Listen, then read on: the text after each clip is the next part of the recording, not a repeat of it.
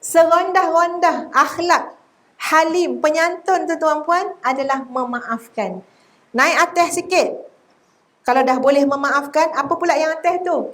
Tidak berdendam. Ada orang dia cakap dia maafkan. Betul tak? Tapi kalau dia dapat tahu leha yang buat dia tu jatuh longkang, dia kata padan muka leha. Senyum dia sambil makan cukodok tu kan. Leha jatuh, dia kata. Kat mana kau nampak leha jatuh? Tadi terbungkang. Contoh lah kan. Terbungkang dekat basikal lah tu. Kita pun ingat dan seleha muat kita, mulut dan bapak jahat dan bergosip. Padan muka leha. Padahal baru jumpa leha raya merenah. Leha kata maaf ya kak. Ya kak, maaf kau. Tak semestinya maaf tidak ada dendam. Kadang-kadang mulut kita kata maaf, tapi kita senang melihat kesakitan ataupun kesusahan yang berlaku kepada orang yang pernah buat tak baik kat kita. Betul ke tak betul? Iyo. Bukan kata betul dah, memang iyo. Ya? Lain selera makan hari tu bila dapat tahu kono balas dah dia. Dah kono balas dah. Nampak tak kita punya dendam tu macam mana? Ada je. Itu nak bagi tahu jauh kita daripada mencontohi akhlak Rasulullah sallallahu alaihi wasallam. Atas lagi. Ni pemaaf belum tentu berjaya ni kan ya. Tapi kita naik atas lagi. Apa lagi atas? Melihat Allah Subhanahu wa taala sebagai pemberi ujian. Apa maksud dia? Ini memang perkara yang sebenarnya memang kita kena pujuk diri kita ya tuan-puan. Bila kita marah dengan orang, kita sakit melihat perbuatan dia pada kita. Betul tak? Betul tak? Kita kata, ya Allah, enak dosa jahat yang buat kita. Daripada omak yang marin buat omak kita, keturunan pula buat yang kita, macam itulah tahu enak tu. Kita dah penuh dalam kepala kita tu enak je. Ya? Ada. Tukar nama lain. Ya, tukar nama lain. Siang nak enak. Ya. Nama lain lah. Siah ada siah. Ada sebelah enak. Ayo. Mary. Mary ada? Okey lah, si Mary lah. Ya. Ni kan ingat biskut Mary lah, betul otang ni kan. Ya. Tuan-puan sekalian, penuh kepala kita ke orang tu. Ya. Lalu depan rumah tak nak. Nampak motor sama macam motor dia, tak nak. Pakai tudung sama warna tudung tak nak. Penuh. Si siapa tadi? Payah mana? Mary tadi dalam kepala itu. Sebab apa? Sebab kita lupa.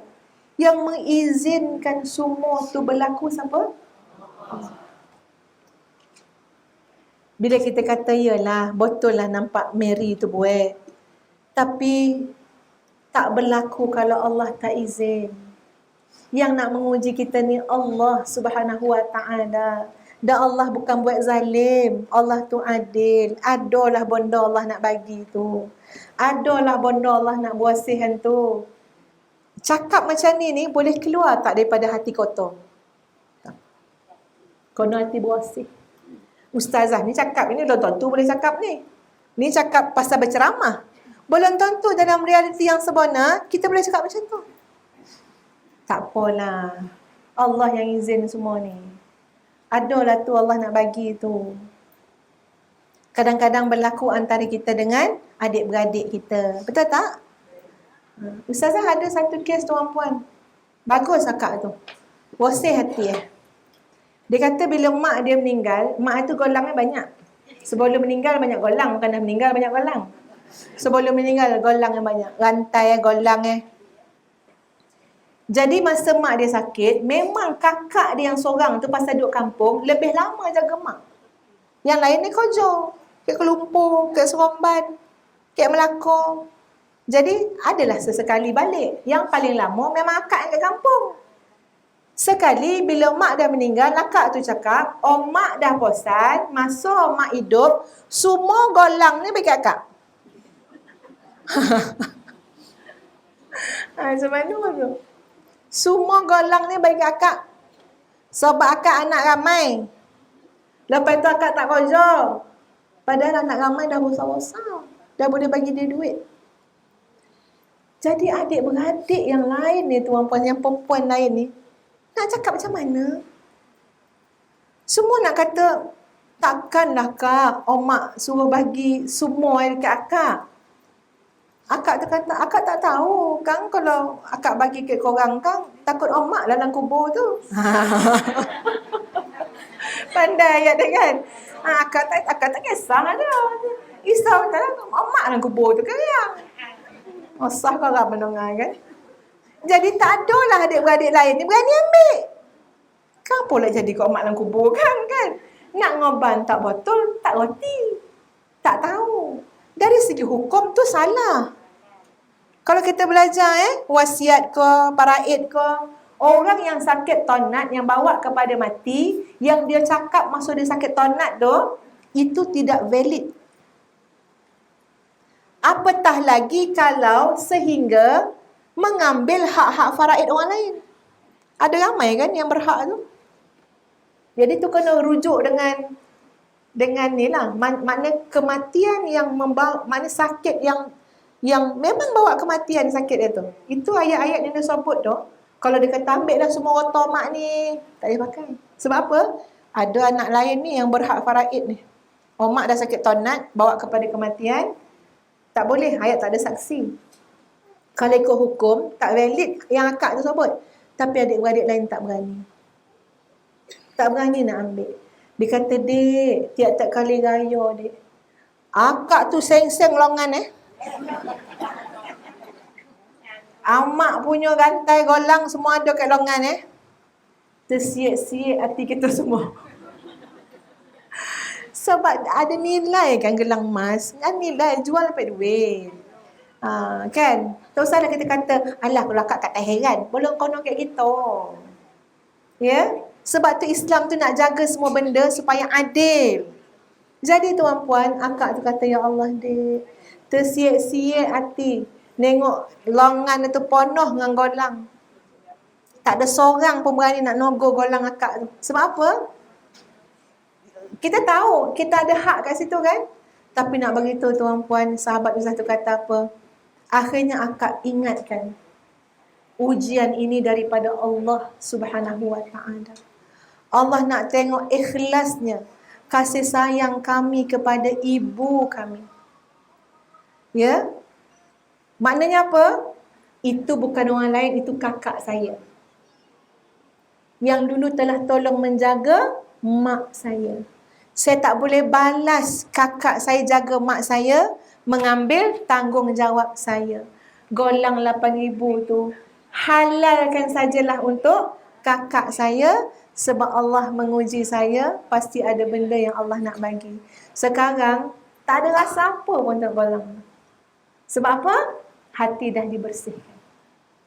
Itu belajar akhlak dengan siapa? Nabi SAW. Paling tinggi lagi. Paling tinggi Ini kena catat ni, balik kan nak buat. Ya Allah, yang bawah sekali memaafkan. Atas sikit jangan berdendam. Atas lain, Allah lah yang menguji. Atas lain, balas kejahatan dengan kebaikan. Memang. Orang buat jahat, kita tak balas jahat dia. Sebaliknya kita berikan kebaikan kepada dia. Tidak dapat dilakukan kecuali oleh hati yang bersih. Takkan dapat. Nak buat kecuali hati kita bersih. Tak apalah, kita kata. In ahsantum li anfusikum. Kalau kamu buat baik pada diri kamu sendiri. Biarlah orang buat tak baik. Yang tak baik akan kembali kepada pelaku yang tak baik. Bukan kat kita. Kita kena buat yang baik. Sebab hati kita bersih. Jadi cuba tengok tuan-puan sekalian, ya Allah. Kalaulah dalam hidup ni, aku nak hati bersih ni. Siapa contoh? Nabi. Aku nak hati bersih ni. Nak ikut siapa? Nabi SAW. Agak-agak lupa tak kat Nabi? InsyaAllah tidak. Ingat selalu. Contoh macam ni tuan-puan. Tuan-puan ingat 4 bonda ni kan? Kek siapa belajar tu? Kek Ustazah Nur Hafizah. Apa nama Memaafkan, tak berdendam. Apa tadi? Allah yang menguji, balas kejahatan dengan kebaikan. Siapa aja? Agak-agak ingat tak Ustazah? Mesti ingat. Ingat, Ustazah dah ngajar macam ingat. Boleh faham maksud Ustazah? Kalau kita ambil Nabi SAW sebagai contoh, kita pasti akan ingat kepada Nabi SAW. Ya, kita kata yang pertama tadi adalah ingat kepada Rasulullah SAW. Yang kedua adalah mutaba'ah, ikut Nabi SAW. Bila kita nak ikut, kita kena belajar. Kita kena ambil tahu. Kuliah kat sini banyak zaman Zidah kan? Ya, mesti ada kuliah tentang Rasulullah sallallahu alaihi wasallam untuk kita pelajari.